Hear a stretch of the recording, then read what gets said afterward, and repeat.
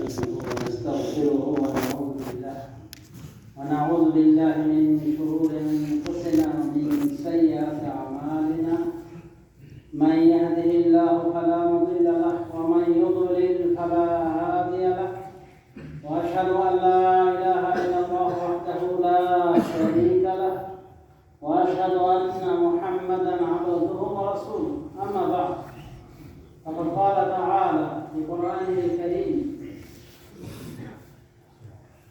تلك الدار الآخرة نجعلها للذين لا يريدون علوا في الأرض ولا فسادا والعاقبة للمتقين.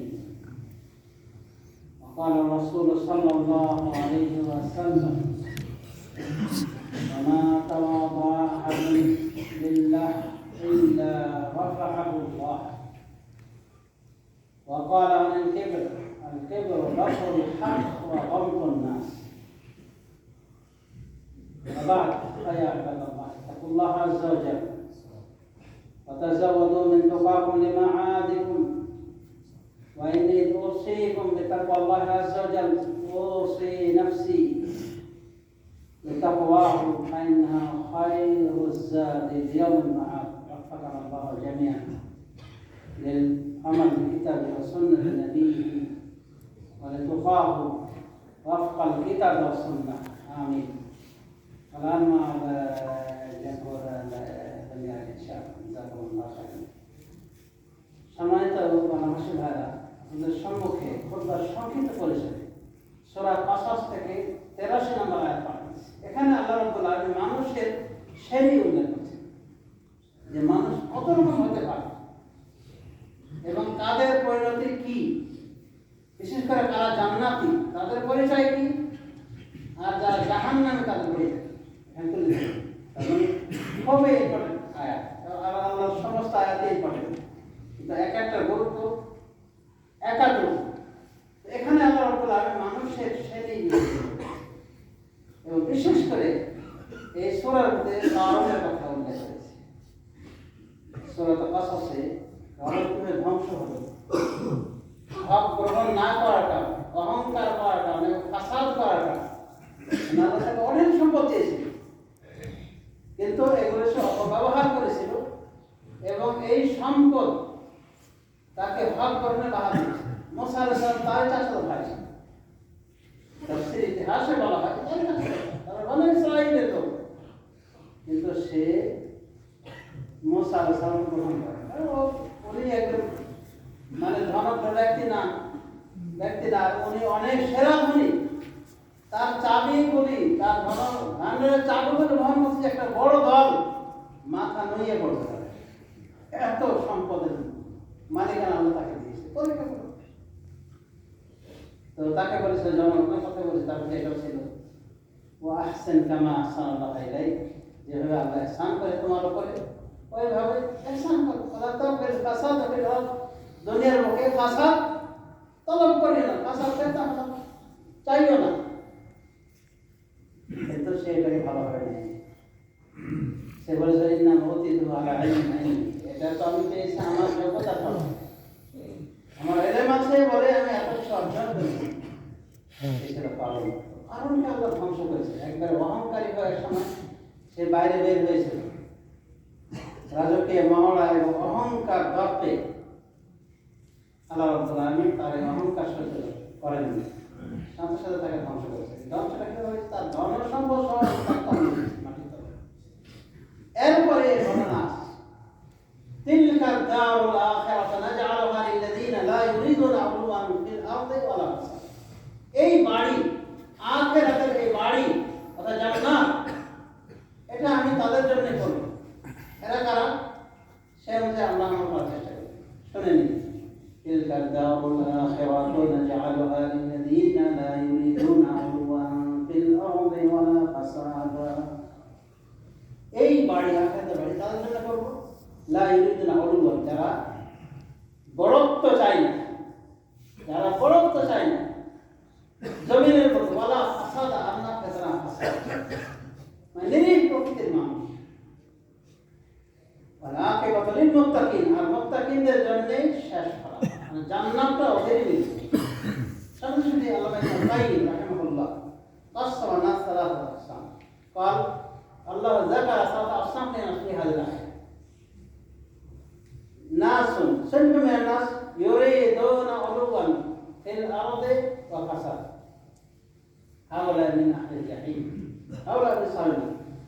وصنف يريدون علوا دون فساد، وصنف يريدون الفساد دون العلو. السراح قطاع الطريق همهم من جمع المال هكذا. সরাসরি ইমাম আল কাইয়িম রাহিমাহুল্লাহ বলছেন যে মানুষের শ্রেণী তিনটা। একটা শ্রেণী হলো এটাই, যাদের জান্নাতের সংবাদ দিয়েছে আল্লাহ রাব্বুল আলামিন। তারা কারা? লা ইউরিদুন উলুওয়ান ফিল আরদ, জমিনের মধ্যে বড়ত্ব চায়, বড় হয়ে থাকা, কোনোভাবে হককে প্রত্যাখ্যান করেন, হক যখন শোনে গ্রহণ করেন। ওলা ফাসাদ, আর বড় চায় না। এটা একটা শ্রেণী, এরা হলো জান্নাতি, মিন আহলি জান্নাত। তাহলে জান্নাতি হতে হলে বড়ত্ব বেশি, মানে বড়ত্বের অধিকারী হওয়া, বেশি বড় নেতা হওয়া, সবসময় কামনা বাসনা লালন করা হৃদয়ের ভিতরে। আর ফাসাদ করা মানে ওকে মার, একে গুম কর, একে খুন কর, হ্যাঁ একে বেজ্জত কর।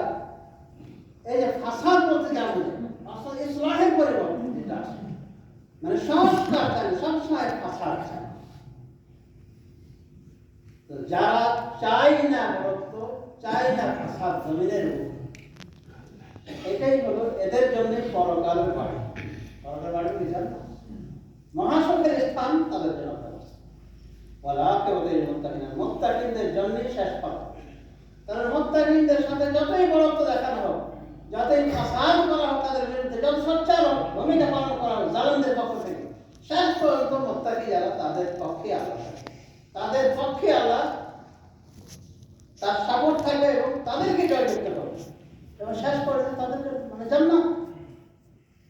তাহলে মানুষের একটা শ্রেণী হলো যে বড়ত্ব চাই না এবং হক জেনে শুনেও প্রত্যাখ্যান করা, এটা একটা অহংকার। নবীন বলতে কি বলে বদরুল হক, অহংকার হলো হক প্রত্যাখ্যান করা। হক জানছে তারপর অহংকার, মিষ্টি মানুষ, ওর হককে নাম করুন, আমি ডক্টর, আমি প্রফেসর, আমি এই সেই, কেন এটা গ্রহণ করবা? আরে গ্রহণ করতে আমি ছোট হয়ে যাবো, আমি তো উল্টা বকে রেখেছি এর আগে। তো এই যে মনে করেন হক গ্রহণ না করা মানুষ অত্যন্ত নোংরা মানুষ। এবং এই আয়াতে বলা হয়েছে যারা জান্নাতি তাদের জন্য জান্নাতের বাড়ি আল্লাহ তৈরি করে রেখেছেন, যারা অলৌকিক বড়ত্ব চায় না, বড় হয়ে থাকতে চায় না, মানে হক প্রত্যাখ্যান করে না, হককে গ্রহণ করে, হকের নিকটে আত্মসমর্পণ করে। আল্লাহ ফাসাদ ফাসাদ বিভিন্নভাবে হতে পারে, মানুষের ধন সম্পদ লুটপাটের মাধ্যমে, আত্মসাতের মাধ্যমে, কষ্ট দেওয়া কথার মাধ্যমে, খুন খারাপি করার মাধ্যমে, গুম করার মাধ্যমে, এগুলো সবই ফাসাদ। যারা জান্নাতি তারা এগুলো চায়। সুতরাং আমাদের এই দলের ভিতরে থাকা উচিত, এই গ্রুপে থাকা উচিত যে বড়ত্ব না চাইবে আর না চাইবে এতনা ফাসাদ, বরং একটু করে চাইবে, বিনয় হয়ে থাকবে। মা তাওয়াদা আহাদুন ইল্লা রাফাআল্লাহ, মুসলিমের হাদিসে রয়েছে, যে ব্যক্তি আল্লাহর ওয়াস্তে নিজেকে ছোট মনে করে, বিনয়ী হলো, আল্লাহ তাকে উঁচু করে, আল্লাহ তাকেই বড় করেন। আর অহংকারীকে বড় পায়। অহংকারী হয়তো তার পদমর্যাদা বলে সে একটু সম্মান বড় করে, সবাই এটা মানুষের থাকে। তো অহংকারীকে আল্লাহ পছন্দ করে না, মানুষও পছন্দ। তাহলে একটা শ্রেণী হলো এরাই হলো জান্নাতি, বিশেষ করে বলা হয়েছে পরকালের বাড়ি, মানে জান্নাত যারা বড়ত্ব চায় না, ফাসাদ চায় না। তাহলে বড় হয়ে থাকা, নিজেকে বড়ত্ব ঘোষণা করা, যদি সমস্ত প্রক্রিয়া অবলম্বন করা বড় হয়ে থাকার জন্যে, আর যা কোথায় তাই করা, সেটা বাতিলের কোনো তাওয়াক্কা না করে, এরা খারাপ মানুষ। ভালো মানুষের স্বভাব হলো বড়ত্ব চাই না, নিরহংকারী হবে এবং ফাসাদ। এটা হলো একটা শ্রেণী মানুষ। আর একটা শ্রেণী হলো বিপরীত, বড়ত্ব চাইবে, ফাসাদ করবে। এটা ছিল কারণ, এটা ছিল কারণ সে বড় হয়ে থাকতে চেয়েছিল, কিন্তু মুসা আলাইহিস সালাম তার একজন পাওয়ারফুল নবী, আল্লাহ তাকে বড় করে পাঠিয়েছেন। ওরা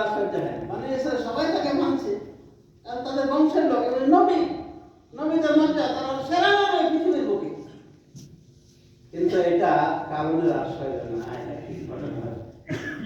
একটা গরিব মানুষ, আমি এত বড় ধনকুবের, আমি নবী হতে পারলাম না, এখন তো হে নবী হেরি সবাই মানে, সবাই সম্মান করে, এটা সে নিতে পারে। কারণ যদি বংশের লোক, তাহলে সে বড়ত্ব চেয়েছে না, বড়ত্ব তো মিটে গেছে মাটিতে, মানে ওকে আর কেউ মানে না, ওকে কেউ মানে না। কেন মানবে?